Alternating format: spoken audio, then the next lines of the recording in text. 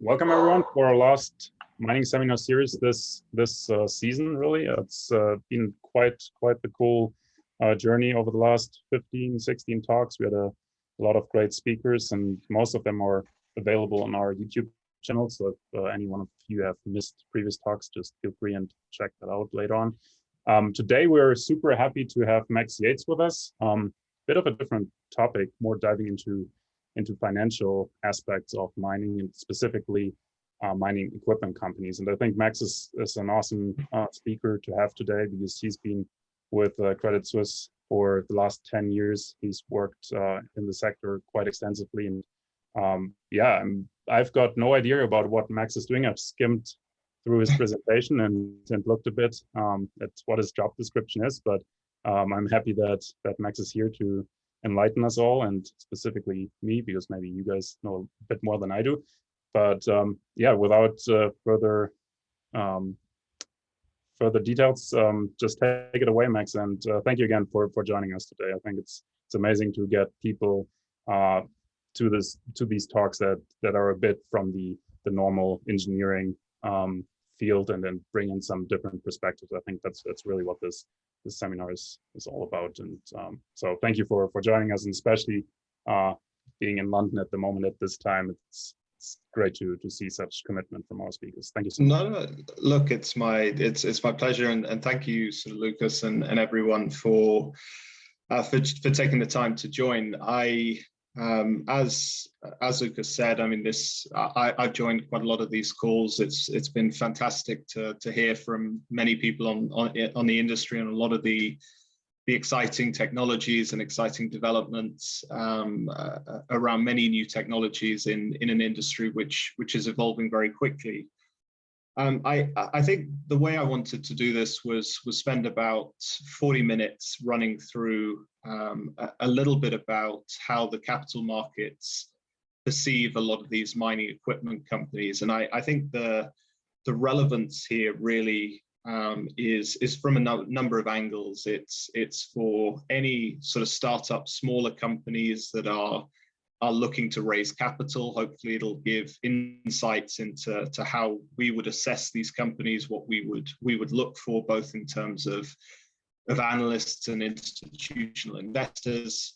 And also, I think for any companies that have to engage with the capital markets, whether it's sort of management teams that have to speak to investors, hopefully this will give a sense of what we are kind of interested in, what we value, and what we look for. Just before we start, I mean, I wanted to spend just a short period of time just explaining kind of exactly what I do and my background. So I work as an equity research analyst, or otherwise known as a sell-side analyst. Essentially what I do is I have a group of companies, about 14, that I look at and I analyze. Our primary role is helping institutional investors make their decisions on where they're going to invest their money. So this is pension funds, hedge funds, and a lot of what we do is producing research on the industry itself. So some of the longer term themes, and we'll also try and research the individual companies. So the valuation of these companies, the direction of their products, and we'll try and use a lot of different sources. It'll be very quantitative. So starting with sort of extensive data sets on equipment installed bases. It then moves to the more qualitative side. And this is where our conversations with industry, just trying to really get an understanding of kind of what each company is doing on the product side, whether there's any major shifts in technology. And it's really kind of combining those to get a holistic view of the company. And I think if there was one misconception about our job, it would be that we sort of live and die by our stock recommendations. So if we get a stock wrong, that's the end of the world. It's not. I think we help our client base in many different ways. It's helping their investment process. So helping them understand how the companies work, how the industry works, as well as just helping them kind of understand the direction of the share prices of these companies.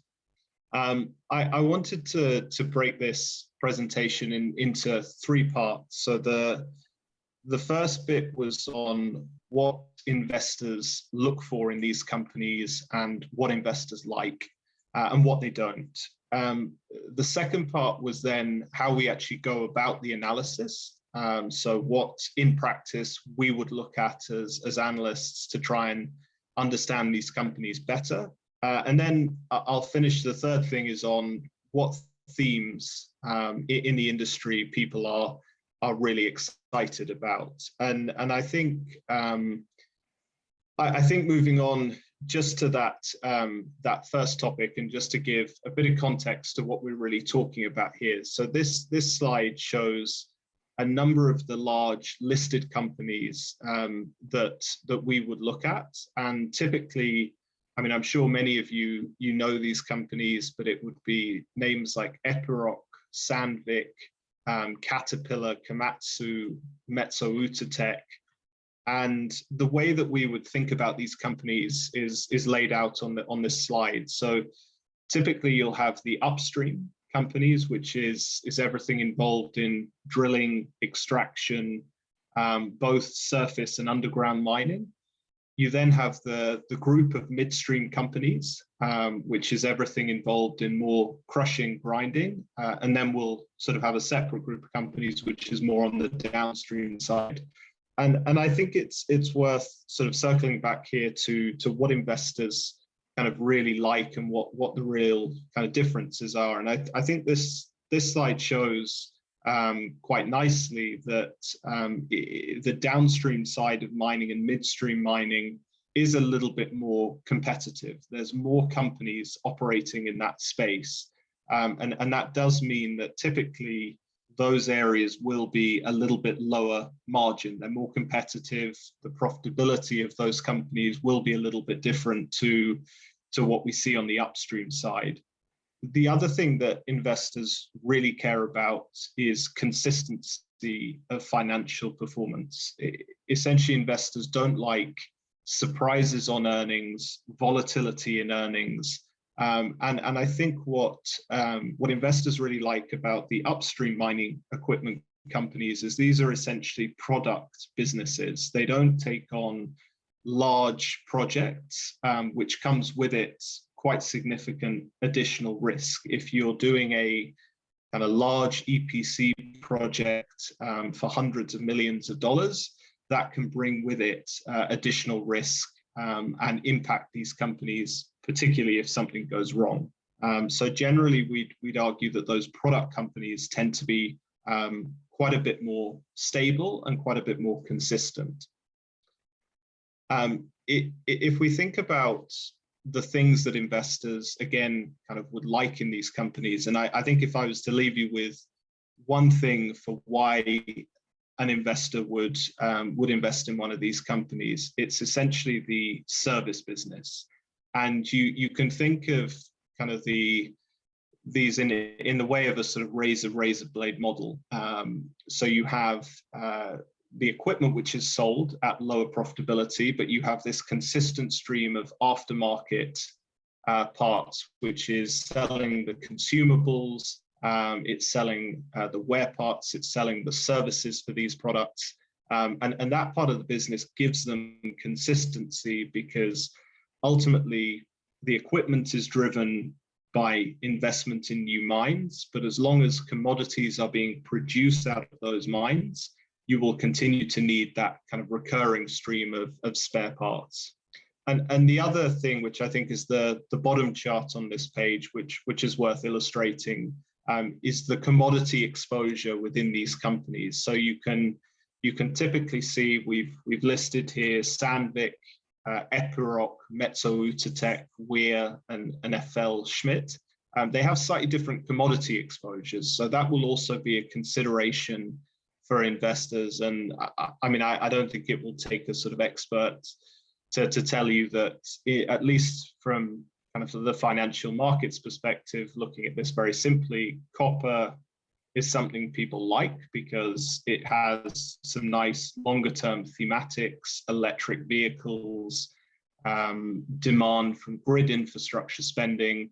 Coal at the other end of the spectrum is clearly something people want to avoid. And so that will also be a consideration in thinking about how can these companies grow in the future. I think if we come back to that,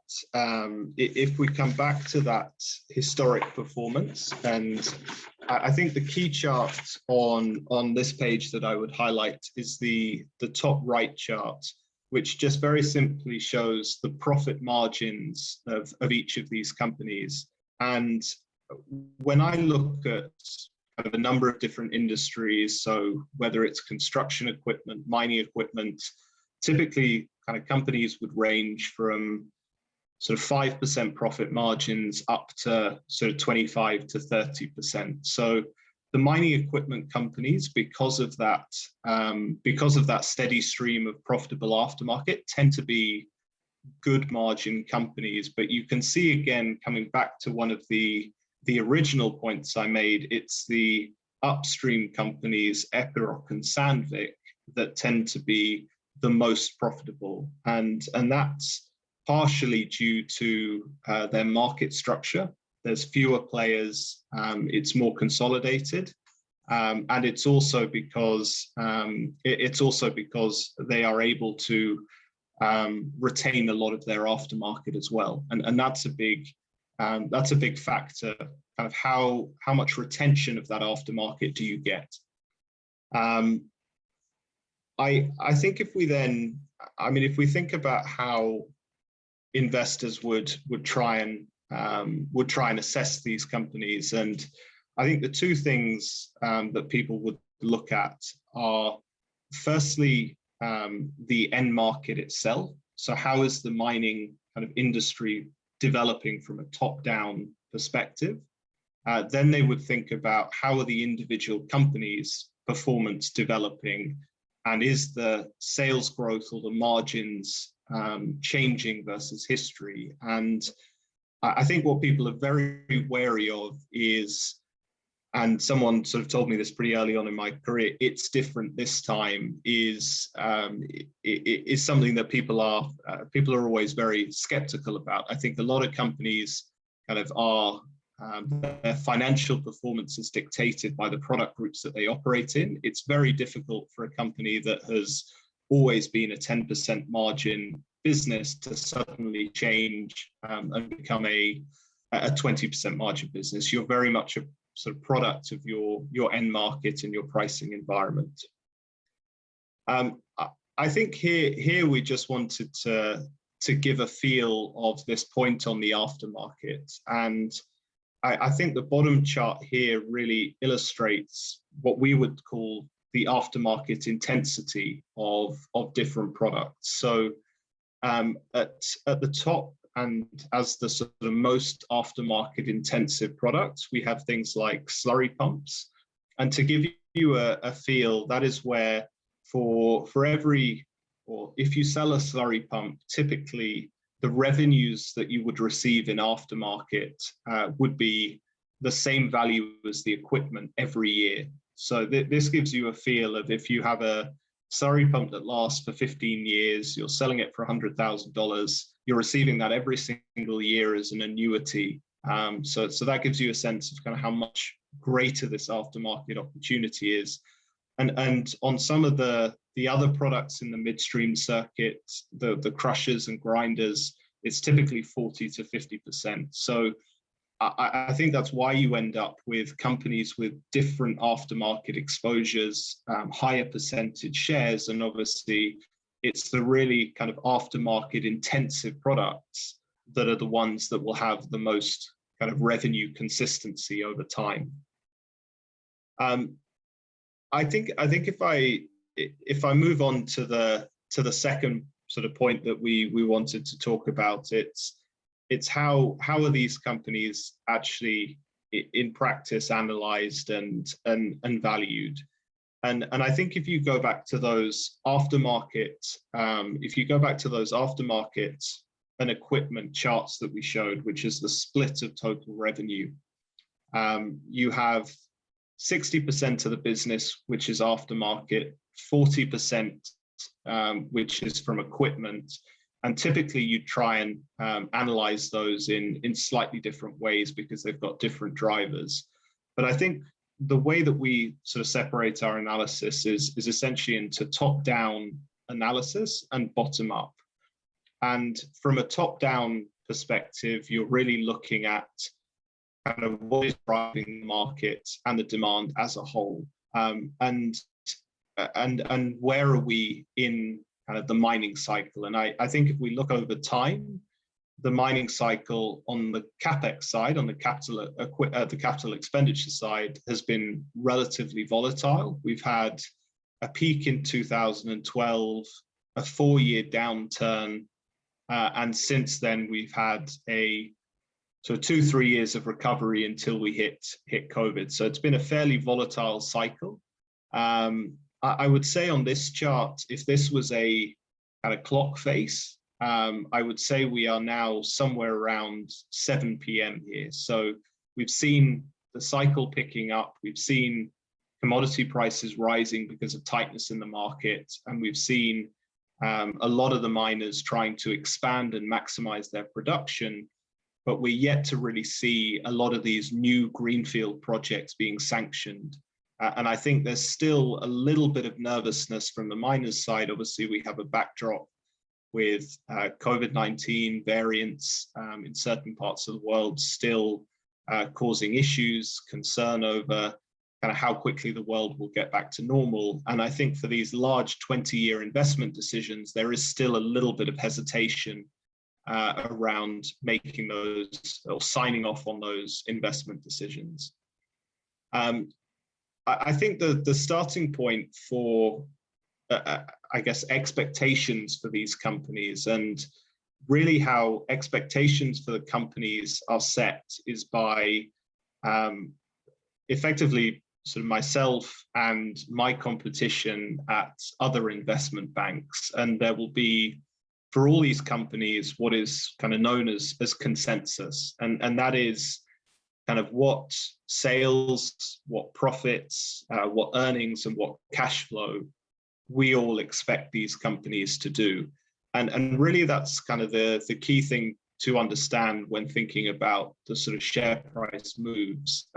Optically, a company can look like it's growing very fast. It can look like it's had a great quarter or a great year. But actually the share price reaction on those numbers will be dictated by how are those sort of results that they've reported, how is that performance they've reported versus expectations. And I think that's something that increasingly kind of companies realize that they have to manage, is trying to help the sort of investors with guidance, managing expectations, so there are fewer sort of large surprises on earnings, which can cause volatility in the share price, because that's typically what investors want to avoid, is waking up one morning, seemingly a good set of results, a good performance by the company, but it's overshadowed because everyone has got too overexcited about the outlook. So I think in terms of our investment sort of tool, or our, I guess, toolbox for analysis, I think the very shorter term things, and this would be included in the bucket of top-down analysis, the shorter term things that we would look at and some of the higher frequency data that's available to us to get an impression of how the industry is operating, utilization, is things like the Komatsu monthly data. So they will release what's known as the contracts data for utilization and running hours of their equipment, and that helps you get a feel of, on the ground, how is the fleet operating. The other chart on the top left of that slide, which has a fairly good correlation with the orders of these companies, is actually the commodity prices themselves. So this is clearly a good indicator for kind of how the market is evolving, how demand or how tight the market is, what supply demand looks like, and which direction investment is clearly going to go, because ultimately the commodity prices drive better cash flows at the mining companies, and that in turn will lead to into investment to try and grow further and take advantage of that environment. Coming back to that 40% of the business that is equipment, the thing that you would look at kind of as an analyst as your sort of base indicator for the equipment business is the capital expenditure of miners. And the chart on the left shows kind of the recent history of the capital expenditure of the top 10 miners. And so you can see that peak in 2012. We've had a kind of gradual recovery ever since, but we're still quite a long way off those prior peaks. And I mean, in 2021, after a kind of large step up in spending related to some of the deferred capex from last year, mining capex is still around 38% from the previous peak. So I think the perception from investors is that there is still quite a lot of room for growth in miners capex, given that the markets are still tight, commodity prices are still high, and that is incentivizing new investors. So I think generally on the mining end market, aside from the high commodity prices, there is quite a lot of optimism for the equipment companies over a 2 to 3 year view, just purely because it is a favorable environment for miners investing in new projects and expanding projects.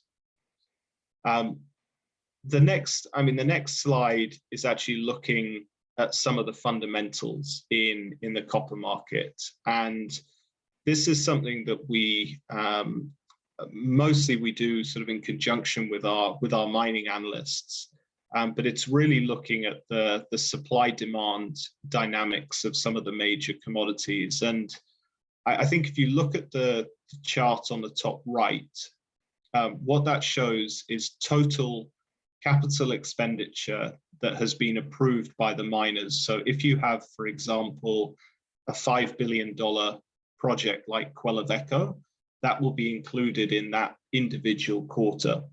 What that shows is that there's been a lack of new project approvals over the last 2 years. And what that has meant is that the copper supply is increasingly tightening at the same time as demand growth is actually accelerating, because you have some of these newer drivers like electric vehicles and grid spending.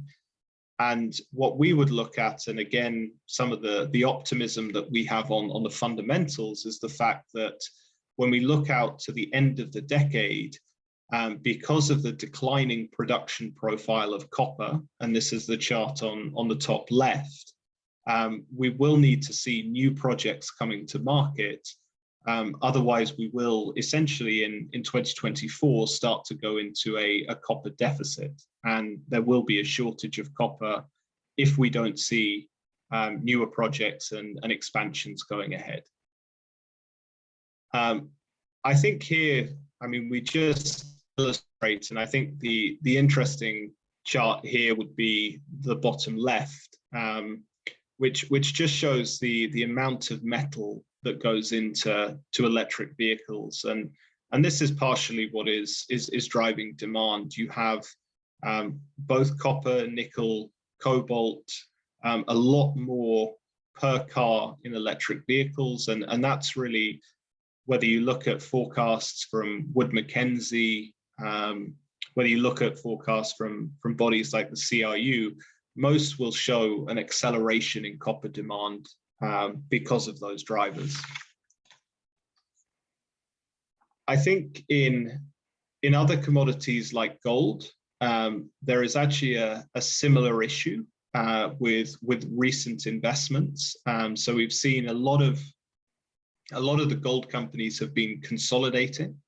They have been kind of buying each other for the last 5 years, and the effect that has had is that exploration has fallen, And similarly, gold is in a position where if we don't get new projects sanctioned, again, because of the age of mines and some closures that are starting to come through, we will again see a declining production profile. So I think for both of these commodities, there is a relatively optimistic outlook for these equipment companies, just on the basis of the depletion rates in the industry and the lack of investment that has gone in the last couple of years. Where we'd be a little less optimistic is on some of the commodities which maybe you could call older world commodities. So things like iron ore, the large sort of spending boom there last cycle was very related to China infrastructure. That China infrastructure spending is being stimulated at the moment coming out of COVID, but that won't go on forever as they try and reposition the economy. Similarly, coal, is another older world commodity where clearly investment is going to be quite sharply curtailed, particularly as funding becomes an issue. I then wanted to talk a little bit about the 60% of the business that is aftermarket. And I think this is really where the mining equipment companies have a really interesting story. And I think there's two things that is really driving this. So one is the fact that to get the same amount of ore out of the ground, you're having to increase the volume or to get the same amount of metal out of the ground, you're having to increase the volume of the ore that is being processed. And so what that means is very crudely, if you have a crusher, you're having to put more rock through it to generate the same amount of commodity. And what that's doing is putting additional pressure on the equipment. It means you need a greater volume of spare parts. And this is really a sort of secular driver as ore degradation continues on existing assets and is really a tailwind for these equipment companies. So again, the way we would think about it is if sort of commodity production is 2 to 3% per year, we think there's an additional 2% on top of that because of this theme of volume of rock growing faster than the actual production of the commodity. Then I think if we think a little bit about the kind of bottom up company debates and really kind of what we would track and we show here is for those companies that are exposed to the same markets, we would track their order intake and compare them versus each other. And so, for example, Epiroc and Sandvik are two companies that compete together. They have good disclosure of order data. And this, for example, would be very helpful because if I think about what Sandvik talk about, for example, right now, they would like to expand into surface mining, would like to enlarge their position there. And so this really helps you understand kind of how are these companies performing versus each other. Is there anyone who's taking market share from the others, and helps you really track kind of whether these companies are doing what they say they are in terms of kind of building out new products. They have a great new product which is the best in the market. Is this actually coming through in quantitative results? I think then the other thing that we would track from a sort of bottom up perspective is what new offerings in aftermarket do these companies have. And I think the simplest way to explain their strategies is to try and capture a greater wallet share of the mining equipment companies. And they try and do this in a number of ways, which are all really geared into productivity.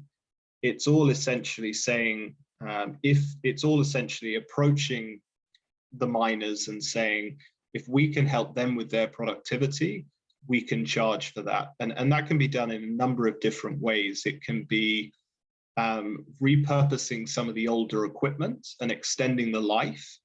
or even upgrading that equipment to make it more productive.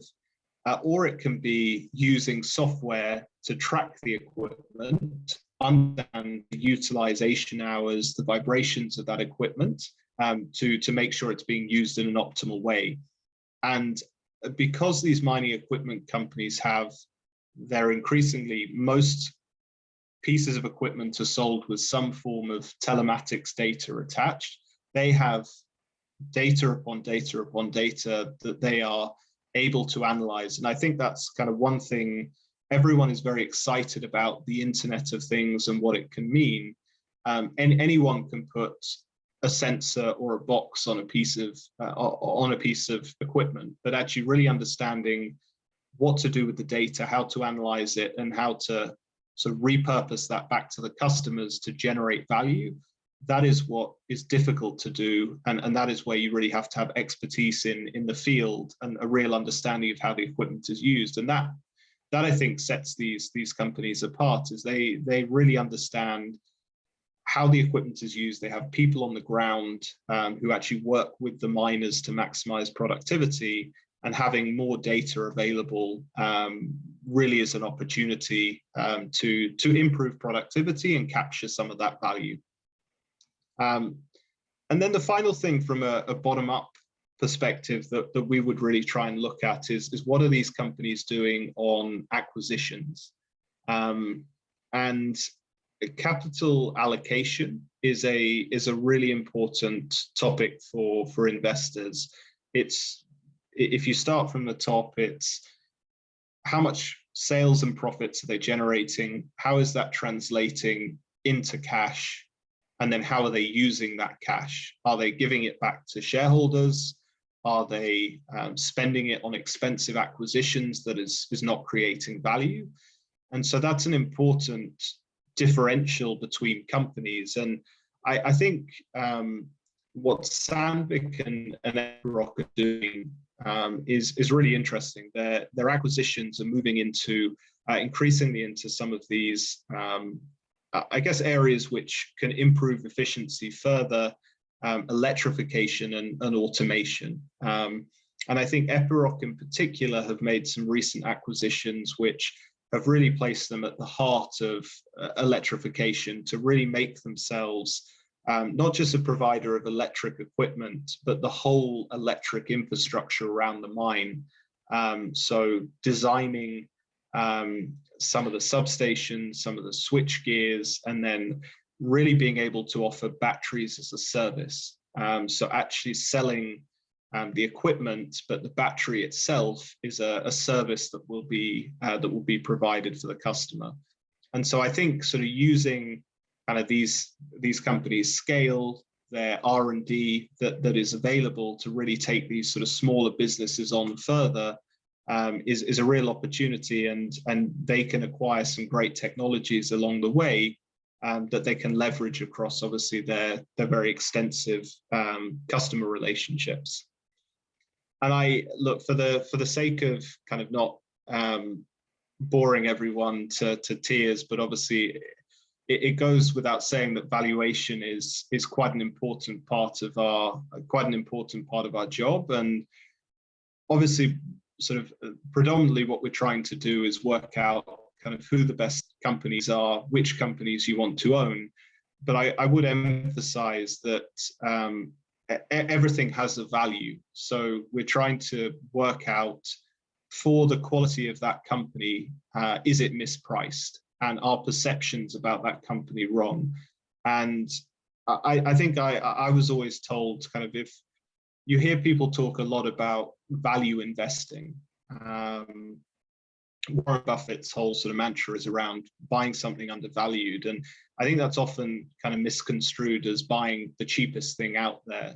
I mean, what you're trying to do is buy a company that it can still be a kind of reasonably expensive company, as long as you think you're buying something that is worth more than what you're paying for it. And so the two kind of valuation sort of tools we would typically use, firstly, are DCF valuations. So looking at how much cash these companies will generate over the future. and what is that cash flow worth today. And then the second thing would be looking at multiples. So it's what is the value of the company divided by the profit or the earnings that it's generating. And you would compare those to each other, but also to the company's history. So, I mean, these charts kind of give you, and I won't spend too long on this, but the top left chart essentially tells you that this is the EV/EBIT, so it's a kind of the value of the company divided by its profits. It shows you the range of these companies. So Epiroc is trading on nearly 22 times its profits compared to Metso Outotec and FLS, which are trading on about half of that. Immediately you look at that and go, well, Epiroc looks very expensive, but that comes back to what investors are trying to work out. Should it be 2 times of what you pay for the others? Should it be 3 times? And that's really kind of the ongoing debate that's being overlaid with kind of what are the outlooks for these companies.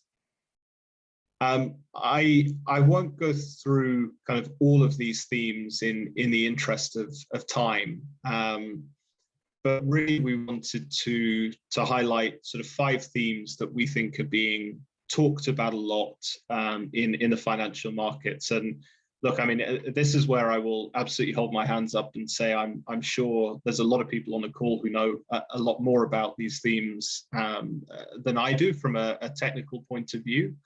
But the ones that I'd really sort of touch on and I'll focus on now are consolidation, automation, and electrification. Those I think are the 3 most interesting themes right now. And why people care about these is it firstly kind of we talked about trying to forecast the market as a whole and what will capital expenditure do, what will the aftermarket do, but really then you're looking at, well, which of these companies can grow faster than the industry, and it's things like automation, electrification in the long run that may allow these companies to grow faster.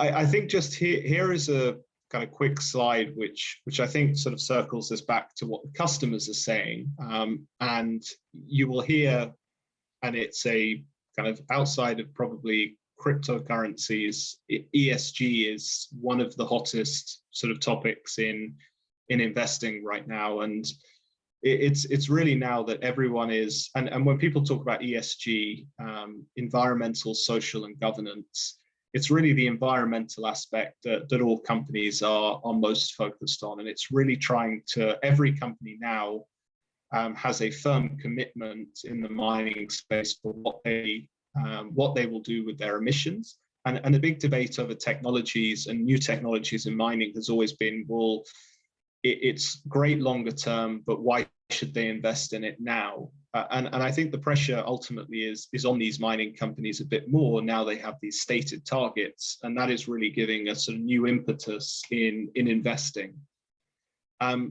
We'd highlight with these targets the way that this will likely play out, and below on the bottom left of this chart is how Rio Tinto intend to get to their targets, what the sort of the areas that they can improve to get there are.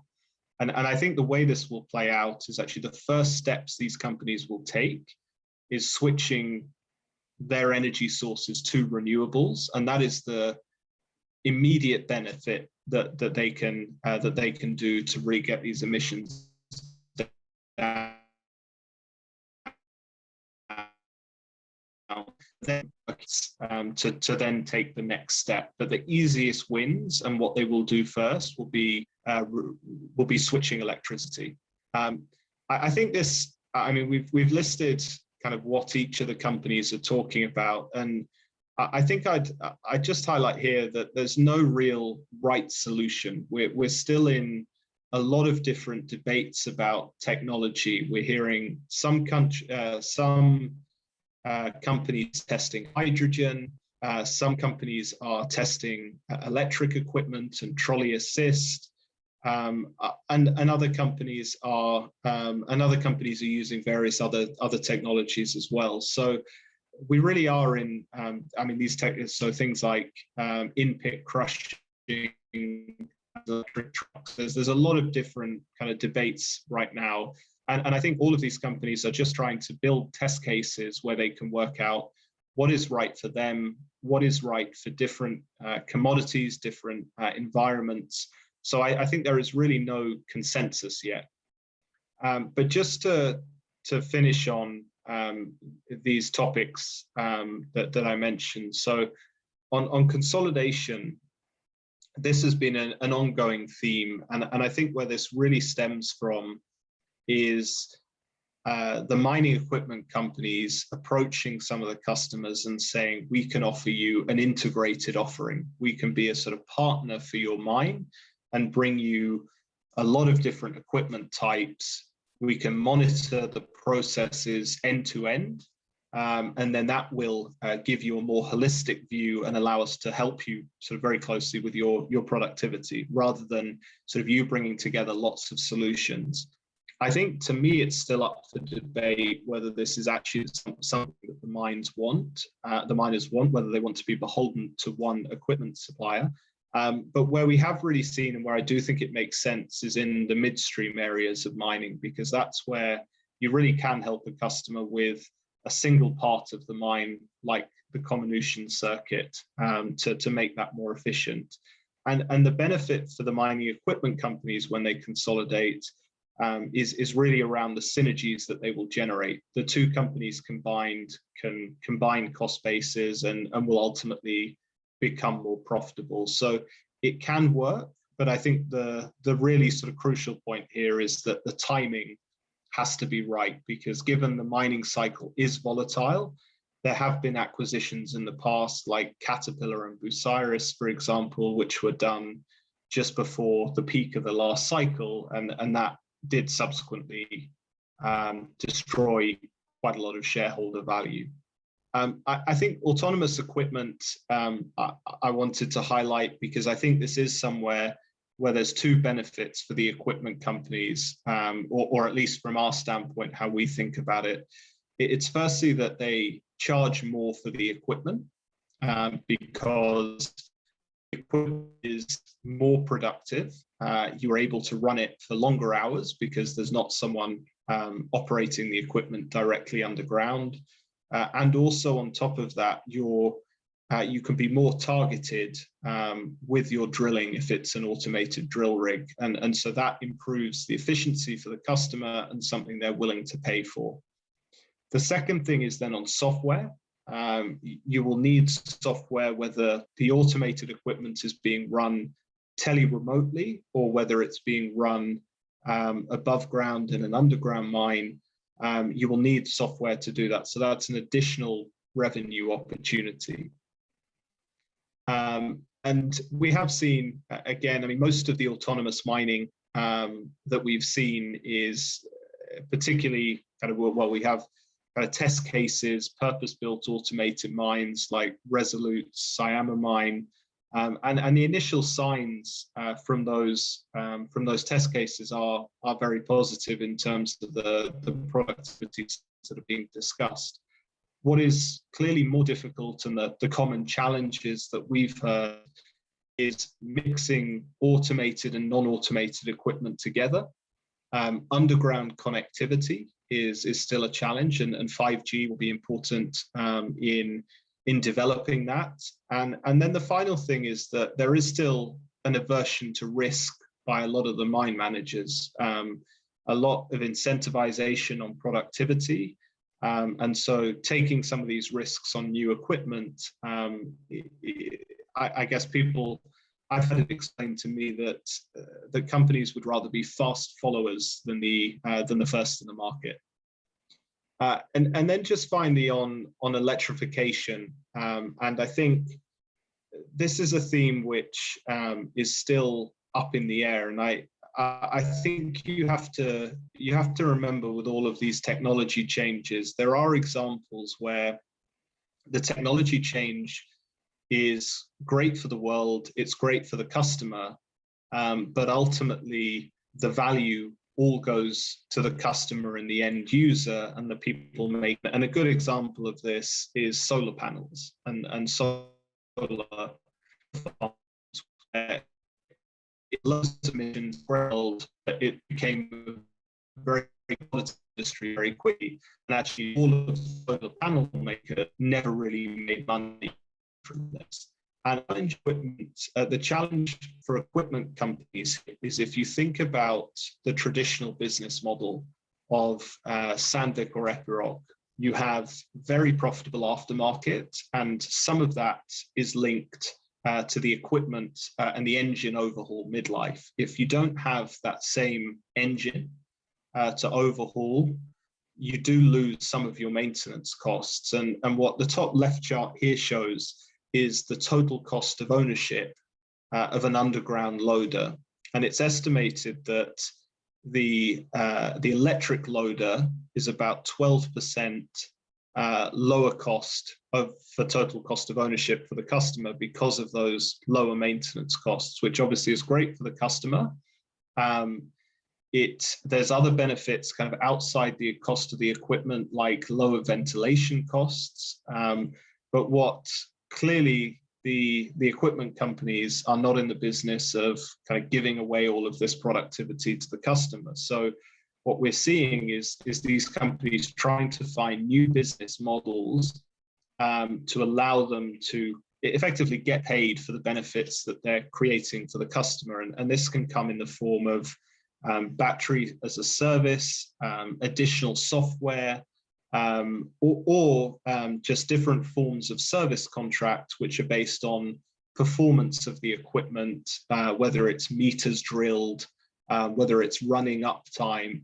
But there's definitely a decision, and I think these equipment companies have to be kind of very aware of this. There are solutions like this which are great for the industry, great for emissions, even good for productivity, but the equipment companies have to find ways to continue to monetize this as their kind of role and partnerships with the mining companies evolve as well. And I think any company kind of that works on the premise of, is the solution that we're providing bringing benefits to our customers? And if it is, then we'll be able to monetize that. It may be with a different business model or a different service stream than the old one, but ultimately they will get paid for that. So I don't think longer term this is a major risk. It's something that they will navigate and find ways to, as I said, develop their offering. But it's not always straightforward with some of these new technologies when you're thinking about how to actually get paid for it versus your old business model. Hey Max, sorry to interrupt you. I just wanted to give you a 10 minutes heads up before the end. If you want to have a Q&A, if you want to maybe wrap up or... Sure, and I mean that actually. So the rest of the presentation is just on those last two themes, which were energy and software. But yeah, look, I think we covered the three kind of major themes. But I think if I was to summarize in sort of 15, 20 seconds, it would be that the outlook for the mining equipment companies is very optimistic. We've had a few years of underinvestment, and the backdrop with commodity prices is very favorable. The equipment companies are perceived as relatively high quality because of those aftermarket businesses, and they can play an important role in lowering the emissions and improving the ESG profiles of the mining equipment companies. So there is the opportunity for, over time, I think, them to continue to take a greater share of the customer wallet as they become a key player improving that productivity. So I'll leave it there. Thank you, Lucas, and thank you everyone else for listening. Please do kind of feel free to reach out if you'd like the slides, or if you disagree or massively agree with anything I'd said, we'd love to hear from you. Yeah, thank you so much, Max. That was really interesting. I like this perspective you bring to the table, and kind of having that summarized and having all this condensed knowledge in the slides, so I'm definitely going to go over the slides again. I think we had one. If there's more questions, I think we're a pretty small group. If you want to ask them directly, I think Claire White had a question. Do you want to unmute and ask that directly and talk to Max, or otherwise I can just read it out? Sure. I just was, can you hear me okay? I just changed my setup. Yes, I can. Yeah. Just checking in on your view of impacts from semiconductor issues and inflation and things like steel. So it's interesting. I mean, it's obviously something that it's something that we ask all of our companies about on a very regular basis. We've obviously seen it causing disruption. Well, semiconductors causing disruption in automotive, in other industries, the inflation issue in terms of input costs. The common piece of feedback actually I've had from my companies, which I think is interesting, is mining is a slightly sort of mining equipment is slightly counterintuitive, where the better commodity prices are, obviously the higher your input costs are as a company, but it also means the better your customers are doing and the more cash flow they're generating. So actually the ability to pass through commodity prices and inflation is actually counterintuitively easier when the customers are making a lot of money. So I think most of the companies, and I mean, there's actually, I don't think it's in here, but if I look at all of the profit margins that these companies have been printing recently, there is almost zero impact from raw materials. And so I think a lot of these companies have become very good in passing through higher raw materials prices. And I think also on a lot of the aftermarket, typically will have escalator contracts built in that allow them to pass through raw materials on the way up, but also it will reverse on the way down. And then on the semiconductors issue, again, it's something we're monitoring. It's expected, I guess, these shortages from most industries we're hearing to be a transitory issue. If you look at auto production, for example, it's likely to affect for 1 to 2 quarters. But we are seeing a lot of semiconductor investment coming through from Intel, TSMC, Samsung, and so I think this issue sort of should be largely solved by the end of this year. Again, for the large companies I cover, not something that we've seen have an issue. The only complaints really for mining equipment that I've heard is actually around hydraulics. So maybe having to carry extra safety stocks of things like hydraulics, or having sort of some delays of maybe a quarter on delivering certain products to customers. But it's not had a material financial impact, I would say, so far. Thank you. Are there more questions? Just hi Max, it's Cliff Smee here from BHP. Just on that carbon pledges that a lot of the miners have said they want to reduce Scope 1, Scope 2 emissions by certain thresholds.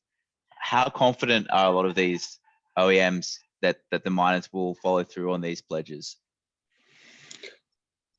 So I think the view from at least the capital markets, and maybe this is slightly naive, but that we're in a world where no company can really be seen to be missing these targets. It's a question that comes up on every conference call. There's pressure from large investment houses.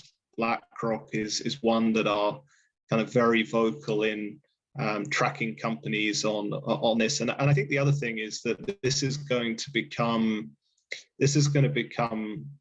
such an important metric for how companies can differentiate themselves. If you're the company that can deliver or exceed your targets, this will get to the point where it's going to be viewed in a very similar way to financial targets. I talked about consistency. It's consistency of, can you deliver on your financial targets, your environmental targets? So I think and again, maybe it's slightly naive, but I think the broader pressure, both from public and private markets, I think at least my perspective is just getting louder and louder, that it makes it very difficult not to put these at the very center of your plans. But I'd love to hear the opposing view, if maybe they look optimistic.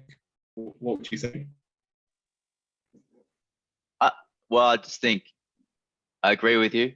that the public pressure will be there, but I think maybe for miners that work in commodities that are under financial pressure, like coal, it would be hard for them to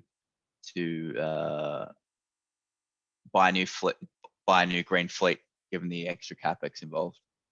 Yeah, but I agree with you. Yeah. I mean, the other kind of interesting question I heard on a conference call recently for one of the miners was effectively an analyst asking, I forget which company it was, selling some of their coal operations, of just saying, is this not effectively a bit of a sort of backhanded route of getting to your targets? As you sell your coal assets, you look better, you have a better ESG profile as a company, but all you've done is kind of pass that problem onto someone else, a smaller company that maybe doesn't have the capital to really solve that issue and invest in the assets to the extent that they needed. So I think there's a balancing act of kind of companies sort of taking advantage, or companies with capital that are large, sort of taking responsibility for their investments and improving them, versus essentially what everyone is kind of becoming, I think, increasingly aware of is there is, to an extent, just sort of greenwashing, where companies are doing everything they can just to appear more greener, but ultimately, does it really improve the environment if you just pass the problem on to someone else? You will look greener, but the ultimate issue of that coal asset is still there.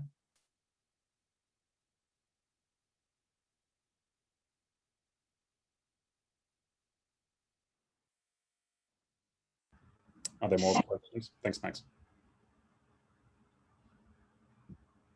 I just got one from Tom Moffat. Should I just read that out? Can you see the question?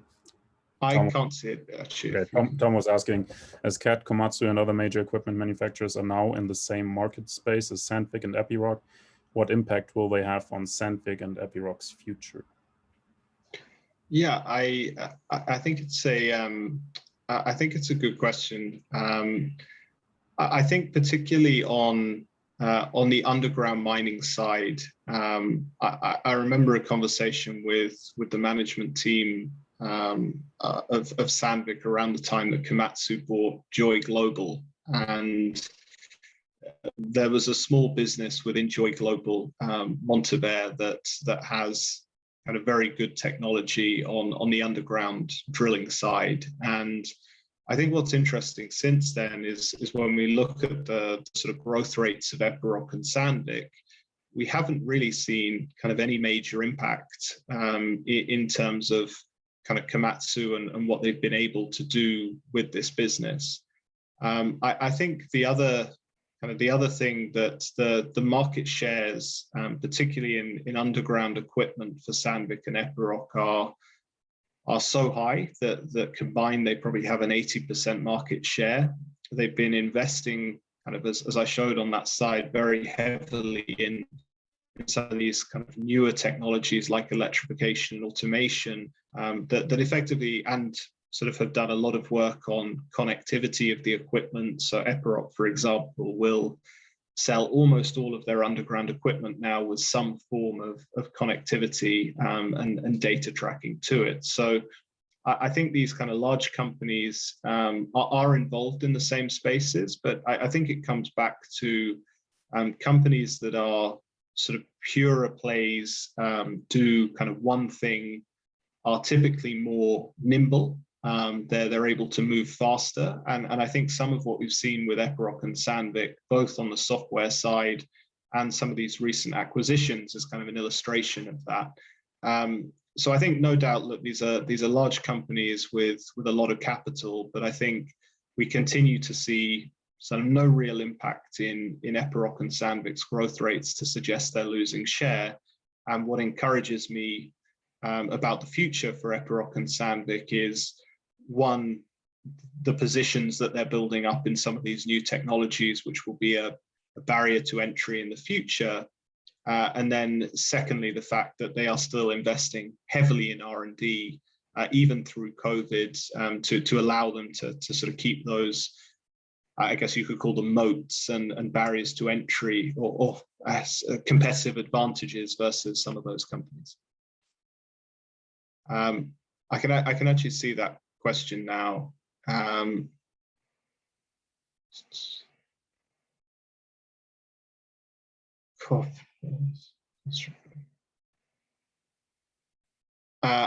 going to be very honest, and I'm going to dodge that question and honestly say it's not something I've looked so much at. Where we spend a lot of time, or a lot more of our time, is on the upstream and midstream side. Let me come back on this. I'll have a look into it, but honestly, it's not an area where we've done a lot of work.